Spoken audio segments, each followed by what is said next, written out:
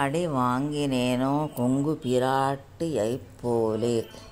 భగవద్ రామానుజులు ప్రతిదినం భిక్ష కోసం 7 ఇళ్లకు వేంచేసేవారు. ఆ సమయంలో మేల్నాడు ప్రాంతంలో వర్షాలు సరిగా కురిసేవి కావు. అందువల్ల అక్కడ కరువు క్షామం ఏర్పడింది.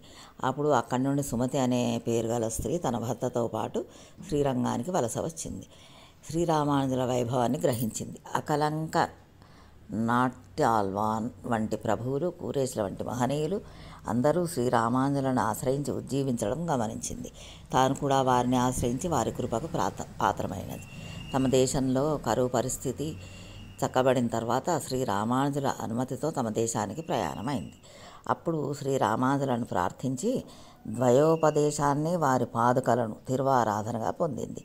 సుమతి ప్రార్థనపై శ్రీరామానుజులు ఆమె కొంగు దేశం నుండి వచ్చినందున ఆమెకు కొంగు పిరాట్టి అనే పేరును పెట్టారు.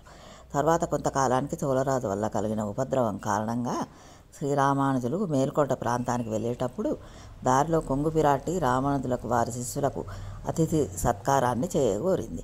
తాను కూడా శ్రీరామానుజుల శ్రీచరణ సంబంధాన్ని కలిగిందనే విషయాన్ని తాను గతంలో పొందిన పాదుకలను చూపి నిరూపించి వారికి అందరికీ చక్కని సత్కారాన్ని అందించింది. ఈ విధంగా కొంగు పిరాట్టి వలె శ్రీరామానుజుల పాదుకలను పొందగలిగానా లేదు కదా అనే అభిప్రాయంతో తిరుక్కోలూరు పెన్ పిల్లై కొంగు పిరాట్టి అయిపోలే అడివాంగినేనో అని పలికింది.